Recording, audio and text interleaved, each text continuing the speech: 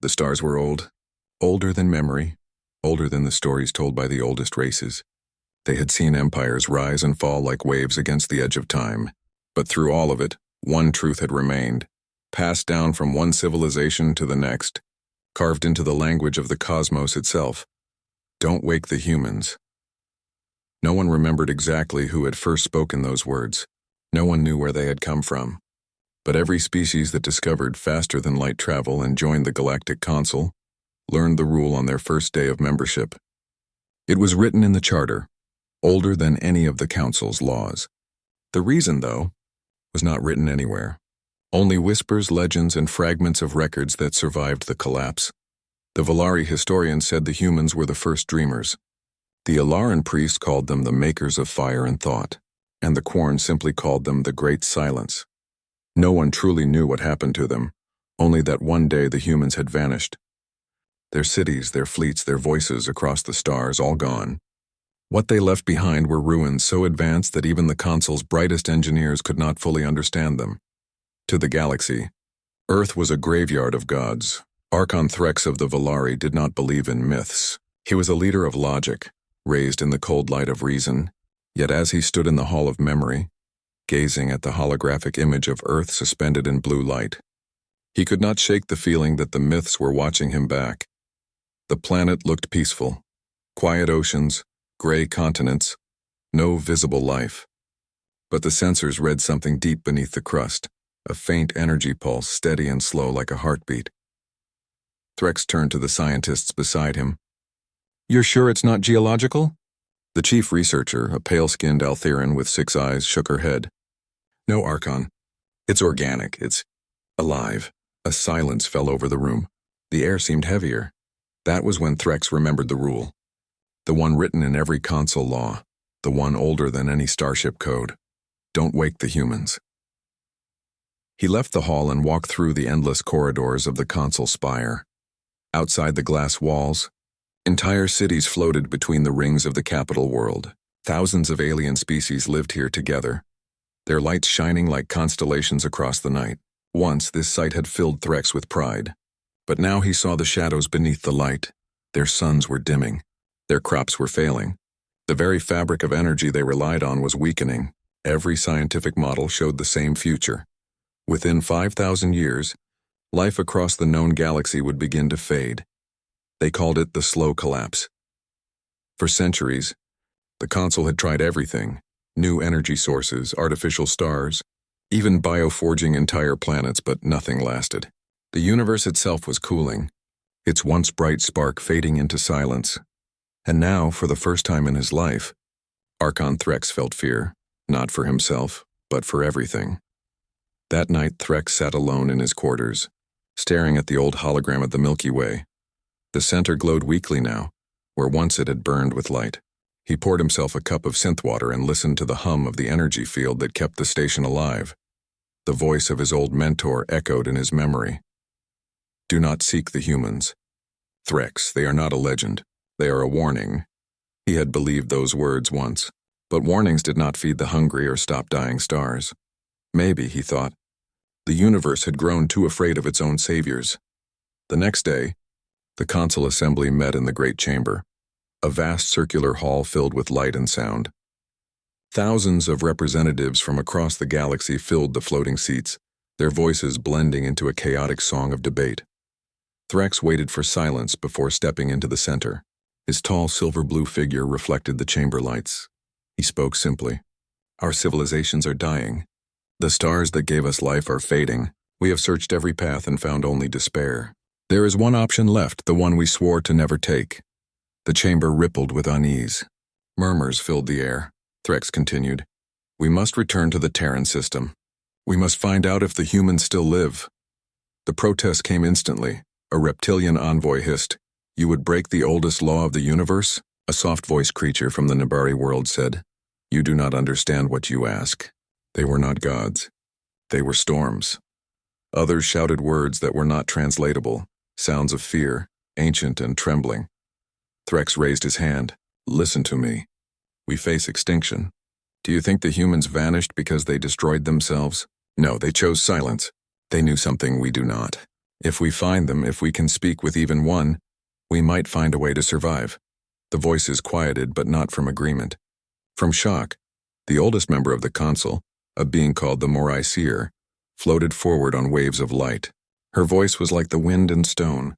"You do not seek the humans to survive," she said softly. "You seek them because you are afraid of death. But life and death are not enemies, Threx, they are rhythm. The humans broke that rhythm once," Threx met her gaze. "Then let them teach us how." The chamber fell into silence. After hours of debate, the council voted. The motion passed, barely. The universe had kept its one rule for millions of years. And now, for the first time since the dawn of the stars, it was broken. Weeks later, a small fleet of ships left the council capital, their drives whispering through the fabric of hyperspace. Threx watched from the command deck as the stars bent into streaks of light. The crew spoke little. Every one of them understood what it meant to go where none had dared before. The journey took them through forgotten sectors, regions of empty space where even light moved slower. They passed relics of lost empires, shattered moons, and derelict ships drifting like ghosts. Then finally, the navigation system announced arrival. Sol system. The screens flickered, showing a small yellow star surrounded by 8 planets. Dust rings shimmered faintly. And there on the third world was Earth. It was not dead, but it was sleeping. The planet was wrapped in a faint energy field, invisible to the eye but alive on every sensor. It pulsed softly, almost like breath. Threx whispered, "Prepare the descent." The landing craft broke through the upper atmosphere. Clouds rolled beneath them and the blue oceans came into view. There were no cities, no satellites, no signs of civilization. Nature had reclaimed everything. Forests covered the land like green oceans, and white towers, ancient, broken, rose like bones from the soil. They landed in a wide plain where the air shimmered strangely. The field team stepped out, scanning the surroundings. One of them, a young engineer, pointed toward the horizon. "Archon, there's a structure there. Metallic. It's emitting the same energy as the readings from orbit." They approached cautiously. The structure was massive, a dome half buried in the earth, its surface covered with strange symbols that glowed faintly when touched. A doorway opened as they neared, not by force but by recognition. It was as if the building knew they had come. Inside, the air was still and warm. Lights flickered on along the walls, leading them downward through a long, spiraling tunnel. At the end of it was a chamber, and in the center of that chamber stood a crystal pod, clear and shining, surrounded by machines older than time. Inside the pod was a human, a woman. Her hair floated softly, untouched by age. Her eyes were closed, her hands resting peacefully across her chest. Monitors around her displayed faint signals, heartbeat, brainwaves, all stable. Threx stared in awe. He had seen many wonders in his life, but nothing like this. "She's alive," whispered the scientist beside him. Threx took a slow breath. Then the legends were true. He stepped closer, his reflection trembling on the surface of the pod. "What were you waiting for, human?"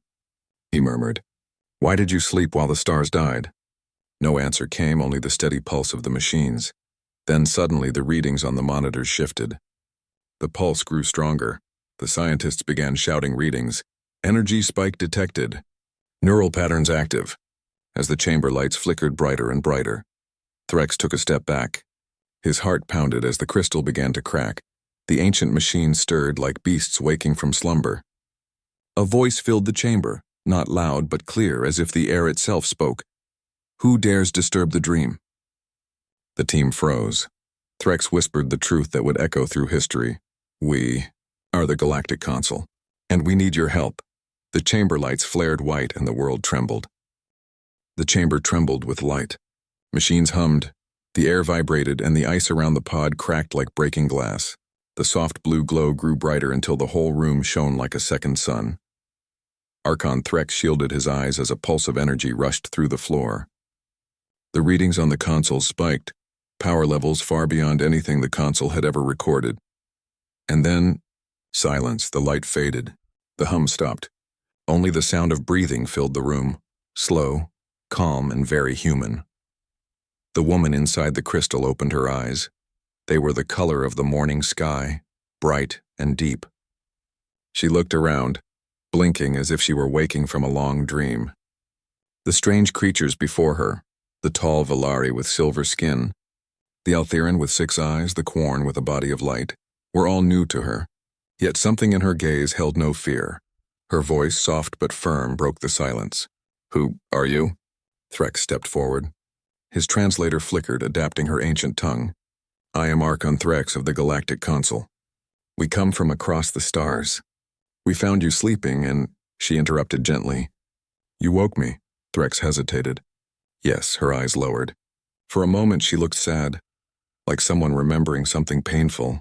Then she whispered, "You shouldn't have done that." The console team exchanged uneasy glances. The air in the chamber grew heavy as if the world itself was listening. Threx took another step closer. "We did not come to harm you. We came because the universe is dying. Our worlds are fading. Our suns grow dim. Your people, you built wonders beyond our understanding. We hoped—" He stopped, unsure how to finish. She looked at him, expression unreadable. "You hoped we could save you." "Yes," Threx admitted quietly. The woman stood still for a long moment. Then she pressed her palm to the pod's surface. The crystal walls dissolved like mist, releasing a faint sound like wind through trees. She stepped onto the metal floor. Barefoot, steady, her every movement calm and precise. Her suit was a faded silver fabric, seamless and smooth. Symbols glowed faintly along her wrists and neck, ancient human designs that even the console's machines could not translate. The Altheran scientist whispered, "She's generating a biofield. The energy we've been detecting, it's her." The human woman turned her head slightly. "You are studying me." The scientist froze, unsure whether to answer. She gave a small, knowing smile. "That's all right. You're curious. We were too." They escorted her out of the vault. As they walked through the tunnels, lights flickered on automatically as if the facility recognized her presence. Outside, the sunlight broke through the clouds. For the first time in thousands of years, a human stood beneath the open sky of Earth. Alara Wynn, the name she would later share, closed her eyes and breathed deeply. "Still beautiful," she murmured. Threx asked carefully, "Do you remember how long you have slept?" She turned toward the horizon. "Time doesn't mean much when you dream, but I know this world was young when we fell asleep. And now it feels old," Threx nodded slowly. "We call it Earth, the Terran world, the cradle of the first people." Alara smiled faintly. "Yes, that's what we called it too." When the fleet carried her back to the console's capital, word spread faster than light. The humans, long thought extinct, had returned. Some called it hope. Others called it doom. In the great chamber, billions watched through holographic broadcast as Alara Wynn stepped into the center of the assembly. Her figure looked small beneath the towering light of the spire. Yet her presence filled the room. Threx stood beside her as she looked around at the endless sea of faces, aliens of every kind, shape and color all waiting. The Morai Seer, the oldest being in the console, spoke first. "You are human," Alara nodded. "Yes? And you know what you are?" "Yes." "Then you know what happened the last time your kind woke?" The chamber grew tense. Every delegate leaned forward. Alara's expression softened. "I do." The seer's voice turned quiet but sharp. "Billions perished. Stars died. Whole worlds turned to ash. The universe itself nearly broke under your hands. And yet here you stand again." Alara looked down, her fingers tracing invisible shapes in the air. "It wasn't our anger that destroyed. It was our fear." Threx frowned. "Fear of what?" Alara's eyes lifted to meet his. "Ourselves." The assembly erupted in noise, questions, arguments, panic. Threx silenced them with a gesture. "Commander Wynn," he said carefully, "please explain. We were told you vanished because of war." Alara shook her head. "No, we left because of what we became." Her voice was soft but filled with weight. "We learned how to shape reality. Not with machines, but with thought. Our dreams could build cities in seconds or destroy them in moments. We could create stars, heal worlds, move mountains, but every wish carried a shadow. Every dream had a price. We tried to control it. We couldn't." The hall went utterly silent. Alara continued, "So we made a choice. To sleep, to let the universe heal, to let others rise. We left behind a single rule to protect you all. Don't wake the humans." Her gaze fell on Threx. "And yet, here we are." Threx's voice trembled for the first time. If you had that power, then perhaps you can use it again, to save us this time. Alara looked at him with gentle sadness. Do you understand what you're asking? When we dream, the universe listens, but it doesn't always understand. When we tried to save one world, another broke. When we tried to end war, we erased entire memories of history. Creation and destruction are two sides of the same thought.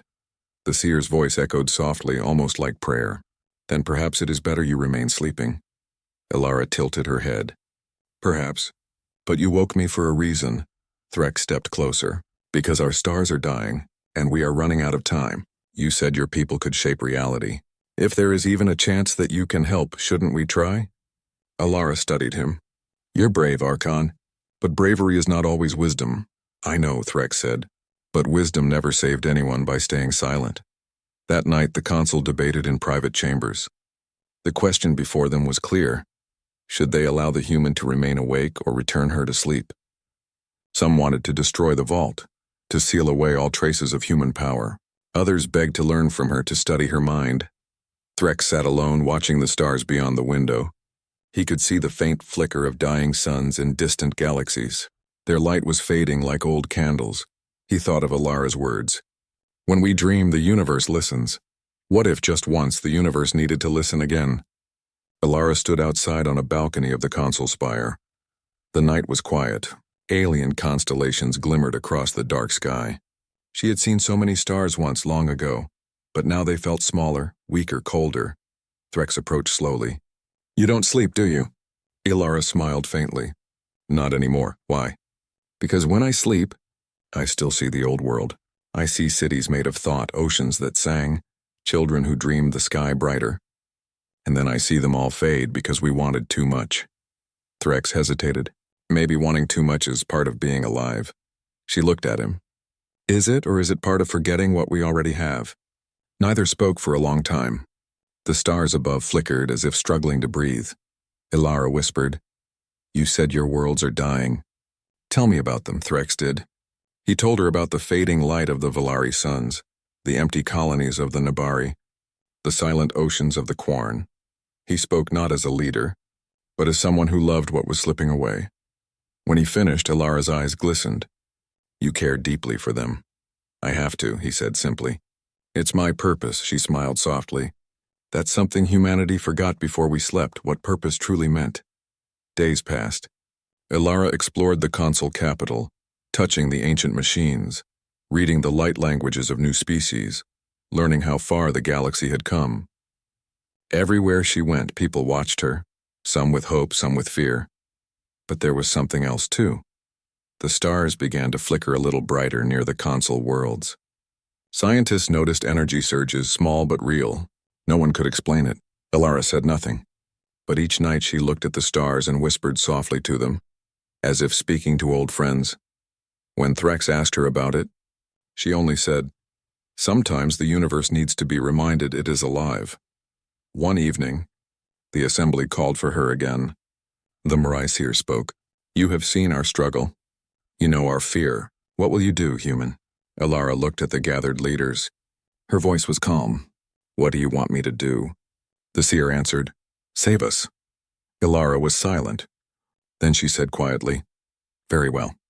But remember this. Once a human dream begins, it cannot be stopped. Whatever happens next will be what you wished for, whether you understand it or not. The consul agreed. Desperation overruled fear. That night, as stars watched in silence, Alara Wynn closed her eyes for the first time in 10,000 years. Her breathing slowed. A soft golden light surrounded her. The entire console spire began to hum with energy, and somewhere deep in the void, long-dead suns flickered awake. The humans had not forgotten how to dream. The night was calm. Stars shimmered faintly above the galactic console's capital, their light weaker than before, but still alive. The city floated in the quiet of space, a vast ring of silver and crystal wrapped around a blue world below. Inside the console spire, all was still.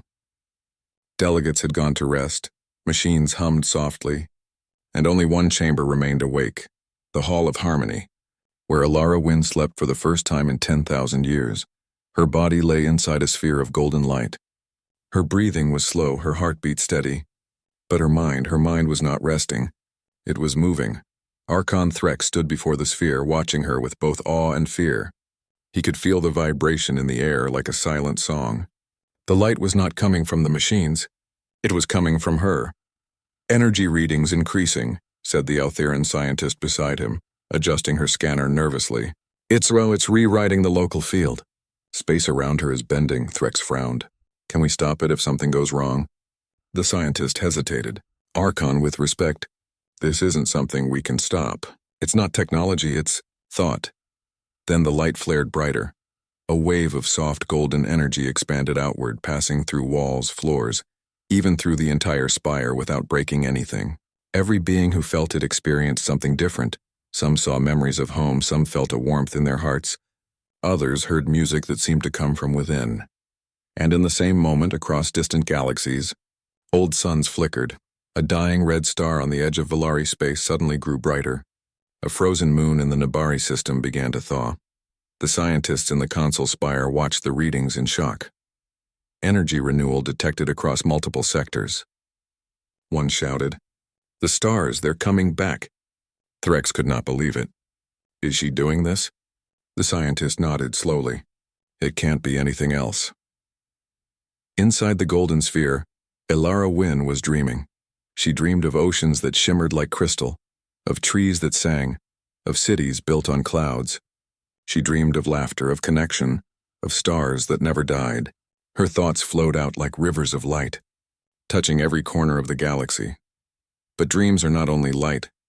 Hidden deep within her heart, shadows stirred, memories of war, of fear, of what had once gone wrong. Those thoughts whispered quietly at first, like echoes from a distant past. They woke you because they need you. They always need you, but what happens when they fear you again? Ilara's brow tightened slightly in her sleep, as if she felt the voices but could not answer. Outside, the console assembly gathered in emergency session. The room buzzed with excitement and fear. "This is a miracle," cried a representative from the Nabari. "Our dying worlds are reviving." But another voice shouted, "A miracle today could be disaster tomorrow. You've seen the records. Human dreams are not controlled." The Morai seer, glowing faintly in the center, spoke calmly. "We stand at the edge of creation. We must choose whether to trust or to restrain." Threx entered the chamber. His eyes were tired but bright. "She's giving us life again," he said. "If we stop her now, we might lose everything." An elderly Valari counselor shook his head. "And if she loses control?" Threx looked at the great hologram of the galaxy glowing above them. It already looked different. Bright patches of light were appearing in regions that had been dark for centuries. "We have waited thousands of years for hope," he said quietly. "We cannot destroy it now." Days passed. The effects spread faster. Entire star clusters reignited. Frozen planets grew green. Civilizations that had been near collapse suddenly found themselves alive again. People began to sing again. They built new temples, new cities, new dreams, and everywhere they spoke one name with reverence, the human. Children drew pictures of her face. Poets called her the dreamer of dawn. Yet as joy spread, so did unease. Some ships reported strange distortions in space, areas where time felt slower or faster, where landscapes changed overnight. One pilot swore he saw clouds take the shape of people's thoughts. Scientists realized what was happening. Ilara's dream was not limited to stars and light. It was touching reality itself. Threx visited her chamber often. He would stand quietly and watch the golden light pulse like a heartbeat. Each time he felt peace. But he also felt something heavy inside him, a question he did not dare speak aloud. One night he asked the scientist beside him, "If she wakes up while still dreaming, what will happen?" The scientist hesitated. "We don't know. The energy could collapse, or expand without limit. Archon, she's not just restoring the universe, she's rewriting it." Threx sighed. "Then we must trust she knows what she's doing." But even as he said it, part of him wondered if anyone, human or not, could control a dream that vast. Inside her mind, Ilara walked through memories. She saw Earth as it once was, cities of glass, skies filled with silver ships, oceans glowing under two moons. She saw the faces of those who had chosen to sleep beside her long ago. She remembered their final words, "If they ever wake you, don't rebuild what was. Build something better, and she whispered back in her dream, "I'll try." But even as she said it, the shadows grew louder. "You cannot control the dream forever. You will make the same mistake again. You always do." She felt fear again, and the universe trembled. In the real world, strange things began to happen. The console spire's lights flickered. Gravity fields twisted for moments, then settled. The golden energy around Alara darkened slightly, turning a deeper hue. Threx rushed to the control room. "What's happening?" "Unstable fluctuations," the scientist replied. "Her emotional state is affecting the field." Threx's voice grew firm. "Can we reach her?" "Speak to her somehow?" "We could try linking to the energy wave. But Archon, if we interrupt—" "Do it," Threx said. The connection was made. Threx closed his eyes as the golden light surrounded him. For a heartbeat, he saw nothing. Then he was standing somewhere impossible. He stood on a vast plain beneath a sky of shifting colors. The air shimmered like glass. Mountains floated in the distance, and rivers of light ran across the horizon. Alara was there, standing beside a tree made of stars. She turned, surprised. "You came into my dream." "I had to," Threx said. "The console is worried. The energy is unstable." She looked around, her expression distant. "I didn't mean to lose control. It's hard to dream quietly when the universe listens so closely." "Then wake up," Threx said gently. "You've already done enough. You've saved us." Alara shook her head. "No, not yet. The universe isn't safe. The energy is still fading at its edges. If I stop now, it will all fall again." Threx stepped closer. "But if you continue, you could destroy yourself. And maybe everything else too." Her eyes softened. "You don't understand, Archon. We never wanted power. We wanted peace. And when peace didn't come, we tried to make it ourselves. We failed once. I cannot fail again." The world around them trembled slightly. The rivers of light began to shift faster. Threx reached out. "Alara, look at me. You're not alone this time. Let us help." Alara's gaze met his. For a moment, the dream stilled. The colors slowed. Then she smiled sadly. "You remind me of someone I once knew. A leader who believed hope was stronger than fear. Was he right?" Threx asked.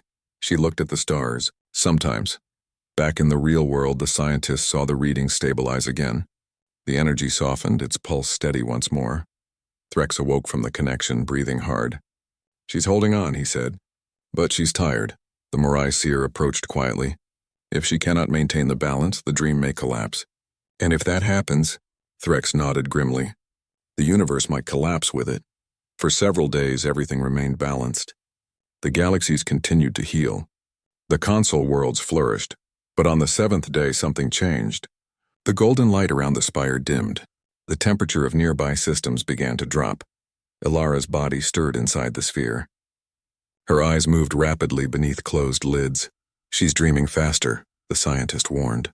"The pattern's breaking down." Threx rushed forward. "Alara, you have to wake up!" The golden light began to crack like glass under pressure. Voices filled the chamber. Not words, but sounds, emotions, memories from 1,000 species echoing at once. Threx pressed his hand against the sphere. "Listen to me. You've done it. The stars live again. You can rest now." Inside, Alara's eyes opened, bright, glowing like the dawn. "I can't stop," she whispered. "The dream has a life of its own now." Then, with a sudden flash, the sphere shattered into a storm of light, the chamber filled with a wave of energy that threw everyone backward. When the brightness faded, Alara stood in the center of the room, awake, surrounded by a soft halo. The machines were silent. The lights were steady again. She looked around at the frightened faces. "It's all right," she said softly. "The dream continues, but now it's shared." Threx stepped forward cautiously. "Shared?" Alara smiled faintly. "You wanted life to go on. Now every being who dreams will help keep the stars alive. The universe will no longer depend on one dreamer." The Morai seer's eyes widened. "You gave them your gift," Alara nodded. "No more gods, only dreamers." That night, across the galaxy, every living being felt something gentle, a small warmth in their heart, a soft whisper telling them they were not alone. And as they slept, their dreams joined together. Stars burned brighter, worlds healed faster, and hope spread like sunrise. Alara stood with Threx on the balcony of the spire, watching the reborn constellations glow. "You risked everything," Threx said quietly. Suns that had faded began to shine. Frozen worlds bloomed with green. The console worlds were filled with celebration. People sang songs of rebirth and painted stars on their walls to honor the human who had brought them light again. Everywhere, beings spoke one name with gratitude, Ilara Wynn, the last dreamer of Earth. But deep inside the console spire, where the star's light could not reach, Ilara stood quietly beside Archon Threx, her eyes fixed on the holographic map of the galaxy. "It's beautiful," Threx said softly. Ilara nodded. "Yes, beautiful. And fragile." Her voice carried a strange sadness, like a melody played on a broken instrument. Threx turned to her. "You gave the universe back its life. Why do you sound sad?" Ilara smiled faintly. "Because I remember how easily beauty turns into chaos. For days after the awakening, the galaxy seemed perfect. The air on once dead worlds became clear again. Children played under blue skies. Scientists across different species worked together, sharing new hope. But Ilara had seen this pattern before. She spent her nights walking through the gardens of the console spire, touching the flowers that glowed with new energy. She smiled at them, but her eyes were distant. Threx often found her there. "You don't rest," he said. Ilara shook her head. "Sleep isn't rest for me anymore. When I close my eyes, the universe listens too closely." Threx watched her carefully. "You've given us everything, Ilara, but I feel like you're hiding something from us or maybe from yourself." Ilara stopped walking. The soft wind brushed her hair. "I am not hiding. I am remembering." Later that week, Ilara asked Threx to follow her somewhere private.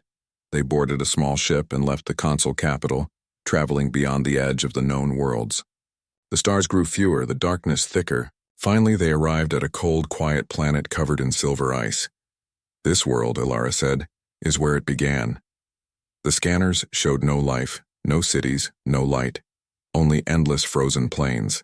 But as they landed, the ice beneath their ship shimmered with faint blue light, as if something ancient lay buried below. Threx stepped out into the cold air. "What is this place?" Ilara looked around, her expression unreadable. "The first vault.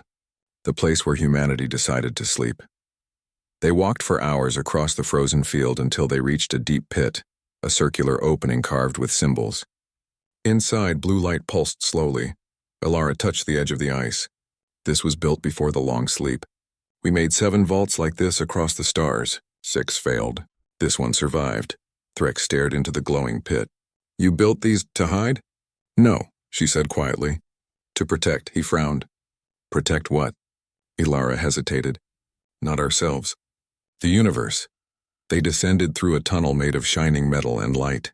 The walls showed images as they walked, projections from the past. Threx saw cities rising into the sky, oceans glowing like jewels, and humans standing among the stars. They looked powerful, too powerful. The next image showed the same cities collapsing, stars burning too fast, and reality itself twisting. "What happened?" Threx whispered. Ilara stopped and faced one of the walls. "We reached a point where our thoughts became stronger than matter. Our feelings shaped the world. Joy could build cities. Fear could destroy them. Every dream, every hope, every pain turned into something real." She touched the glowing image of a city dissolving into dust. "At first it was beautiful. We healed planets, created light where there was darkness. But the stronger we grew, the less control we had. The universe itself began to respond to us. Space folded, stars vanished. Our dreams and nightmares mixed together." Threx's eyes widened. "You became creators." Ilara nodded sadly. "Creators and destroyers. We didn't mean to harm anything. But we couldn't stop. The more we tried to fix things, the worse they became. So we made a choice. To end the dream before it ended everything." They reached the heart of the vault. In the center was a huge crystal sphere, just like the one that had held Ilara, but much larger. Inside it floated dozens of human figures, all asleep, their faces peaceful. Threx stared in awe. "More humans?" Ilara nodded. "The last of us, my people. The dreamers who built this place. They've been sleeping since before your first stars were born." He stepped closer to the glass. "Can they wake too?" Ilara's expression turned distant. "No, they can't. They gave their energy to me before the end. I was chosen to be the last to sleep, the keeper of their dreams." Threx looked at her with respect and sadness. You've carried all of them within you. Yes, Ilara whispered. And that's why the universe still listens. I don't dream alone. They stood in silence for a long time. The air was filled with a quiet hum like a distant heartbeat. Threx finally spoke. Then this is the truth beneath the ice. Humanity didn't die. It became the universe's heartbeat. Ilara smiled softly. You understand faster than most. But if that's true, Threx said slowly, then what happens if you stop dreaming? If you rest? Ilara looked up at the sleeping figures in the crystal. Then the heartbeat will fade again. The universe will fall silent once more. Threx's voice trembled. You can't live like this forever. I know, she said quietly. That's why I came here. To find a way to pass the dream on. Ilara walked to the center of the chamber. A control pedestal rose from the floor, glowing faintly. She placed her hand on it, and the lights shifted from blue to gold. This vault holds the last fragments of our mind pattern, the essence of human thought, she explained. If I connect it to the console network, your people can carry part of the dream. You will all share the light, not just me, Threx hesitated. You mean, give this power to others? She nodded. It's the only way to keep balance. The dream must belong to everyone or it will destroy the one who holds it. But what if it changes us? He asked softly. Ilara smiled. It already has. She activated the pedestal, the chamber filled with light brighter than the stars outside. Energy flowed through the walls, rushing like a river. The frozen planet itself began to glow, the ice melting into clear crystal. Threx watched in awe as beams of golden light shot upward into the sky, spreading across space like threads. Every star in sight seemed to pulse in rhythm with Ilara's heartbeat. Back in the console capital, people looked up at the sky and saw a second sunrise. The stars themselves were singing, a sound of hope, of memory, of something greater than fear. Ilara closed her eyes as tears slid down her cheeks. They're awake now, she whispered. Threx looked at the sleeping humans in the sphere. Them? She shook her head.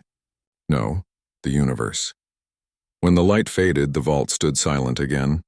The ice above had become glass, and the stars reflected in it like mirrors. Ilara sat down, breathing slowly. Her skin shimmered faintly like fading starlight. Threx knelt beside her. You gave too much. You're weakening, she smiled gently. It's all right. This is how it should be. The dream was never meant to be mine alone. He shook his head. We need you. Ilara touched his arm. No, Archon. You need each other. That's what my people wanted you to learn. Her voice grew soft. The rule wasn't about fear. It was about peace. We told the universe not to wake us because we wanted you all to live freely, to grow, to make your own light. You were never meant to depend on us. You were meant to surpass us. Threx felt something tighten in his chest. He looked around at the sleeping figures in the vault, at the golden light that still lingered on the walls. You said you were the last dreamer. What will happen to you now? Ilara looked up, her eyes shining like distant stars. Maybe I'll finally rest. Maybe I'll become part of the rhythm again, the silent heartbeat behind it all. Threx shook his head. No one will forget you. Ilara laughed softly. That's not the goal, Threx. Don't remember me. Remember the lesson. What lesson? She looked toward the sky above them. That creation doesn't come from power. It comes from kindness. The moment you care for something, you begin to give life to it. They left the vault hours later. The ship rose through the new clear air, leaving behind the glowing planet. From orbit, the world looked like a jewel of light in the black sky. Its energy flowed through space like threads of gold, connecting to every star. Ilara stood by the window. It's done, Threx turned to her. You've changed everything. Ilara smiled faintly. No, we did. Every living mind now carries a spark of the dream. You'll see, the universe will never be silent again. As they returned to the console capital, they were met with celebration. Everywhere, people cheered. Children released glowing orbs into the air and the stars above shimmered in answer. Ilara looked at them with a quiet smile. They don't even realize it yet, she said softly. They're already dreaming. Threx watched her carefully. And you? She looked distant. I'll stay a little while longer. There's still one more truth to share. Threx frowned. What truth? Ilara's gaze turned toward the stars. The dream isn't endless. One day it will need new guardians. When that time comes, someone will have to remind the universe again to rest. Her words carried the weight of both warning and peace. That night, Threx stood on the balcony alone, looking at the sky. The stars seemed closer now, brighter, almost alive. He could feel something in the air, a pulse soft and rhythmic, like a quiet heartbeat echoing through the cosmos. He smiled to himself and whispered, "Thank you, dreamer." Somewhere in the distant void, Elara Wynn watched the same stars, her expression calm and full of love. For the first time in 1,000 centuries, she felt peace. And in the silence between the stars, the universe. For the first time in countless ages, the galaxy hummed with quiet joy. From the smallest moon colony to the brightest capital world, life moved with new rhythm. The air on dying planets turned sweet again. Rivers began to flow where dust had ruled.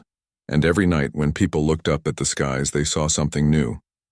A soft golden light that moved gently across the constellations like a dream breathing. No one fully understood it. But everyone felt it. They called it the dream wave. In the high tower of the consul spire, Archon Threx stood by the glass wall, watching the glowing patterns weave between stars. It was late and the city outside was quiet. The air shimmered faintly with the same golden light that now touched every world. He could feel it pulsing, like a heartbeat through the metal and air. Behind him, soft footsteps echoed. Elara Wynn entered, her white robe glimmering faintly. Her face looked calm, but there was a gentle sadness in her eyes, the kind that comes when one knows a farewell is near. "You've made it beautiful," Threx said softly. Elara smiled. "It was never just me. The universe was waiting for this moment. I only gave it a push." She walked closer to the glass and looked out at the endless horizon. "Do you hear it?" Threx frowned. "Hear what?" "The harmony," she said. "Every life is singing. Every thought, every act of kindness, it's all part of the dream wave now. You've all become dreamers." He looked at her carefully. "And what about you?" Her smile faded just slightly. "I can feel my connection fading.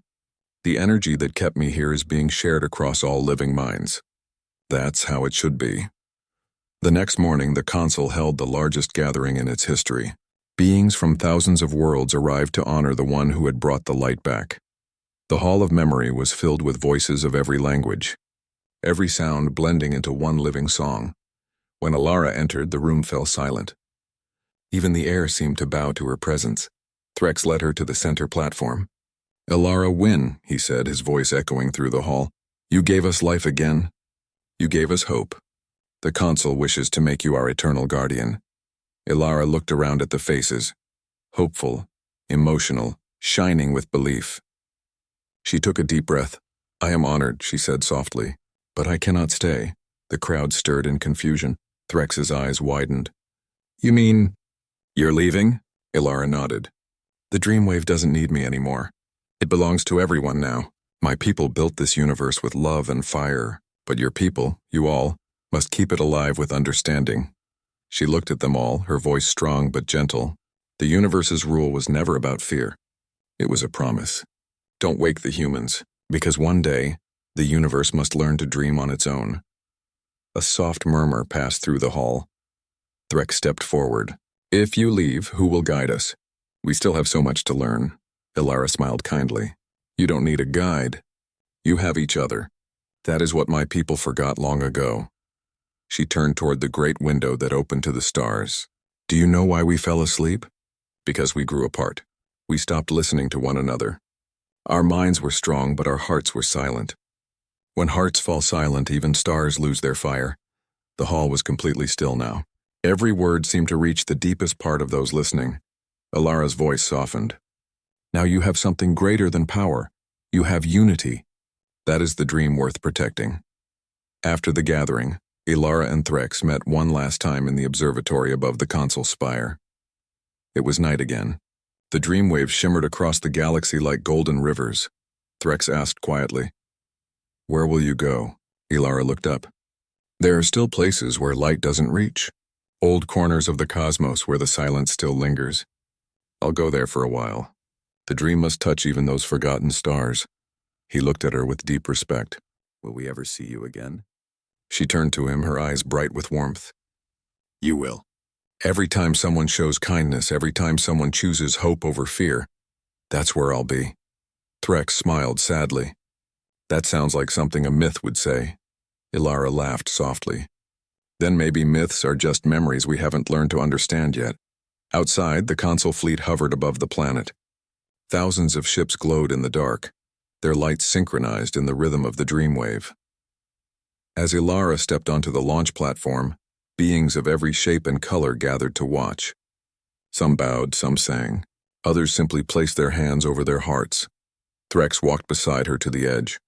"You once asked why the universe should wake again," he said. "Now I think I finally know." Ilara smiled. "Why?" "Because it missed its dreamer." Her eyes softened. "Thank you, Archon Threx. You've been a good friend. Lead with heart and the stars will follow." She reached out her hand and he took it just for a moment. The air around them shimmered with faint light. Then she stepped onto her ship, and the doors closed. From the observation deck, Threx and millions of others watched as Ilara's small craft rose slowly into the sky. The golden glow from its engines left a trail of light that stretched across the heavens. The dreamwave pulsed brighter. As if saying goodbye, Threx whispered softly, "Safe journey, dreamer." The ship vanished beyond the stars. Months passed. The galaxy entered what historians would later call the Second Dawn. New art, new music, and new science bloomed everywhere. Planets that had once been enemies began working together. Energy flowed freely, powered not by machines, but by the shared harmony of minds connected through the dreamwave.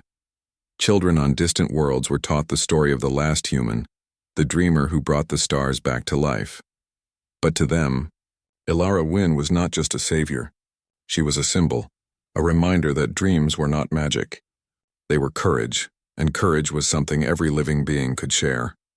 On one quiet night, Threx returned to the icy planet where Ilara had revealed the human vault. The crystal structures were still glowing faintly, their light reflecting off the frozen ground.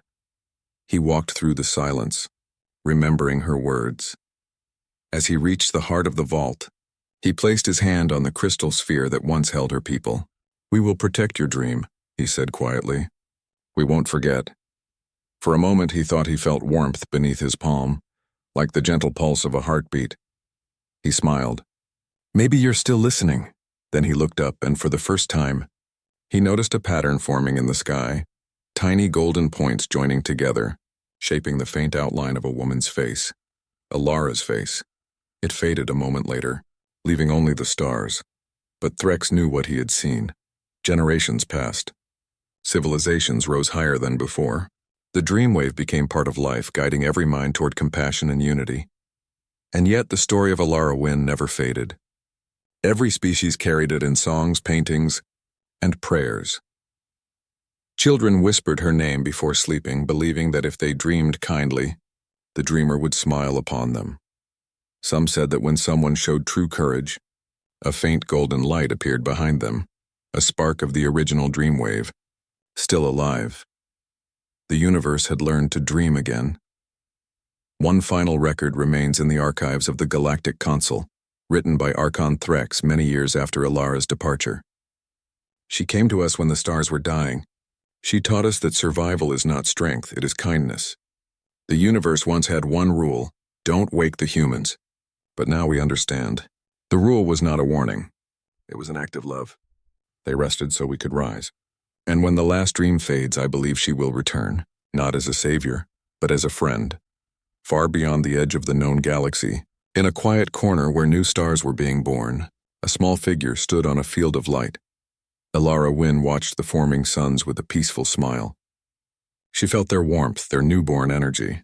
Around her, the dust of creation shimmered like golden snow. She closed her eyes. For the first time since her awakening, she felt no burden, no fear, only peace. And as she stepped forward into the glowing light, her voice echoed softly through the newborn stars. "Dream well, my universe. The rhythm is yours now." That night, across every world, every being, and every star, the dreamwave pulsed once more, not as a farewell, but as a promise. The humans had dreamed once more, and this time the universe was dreaming with them.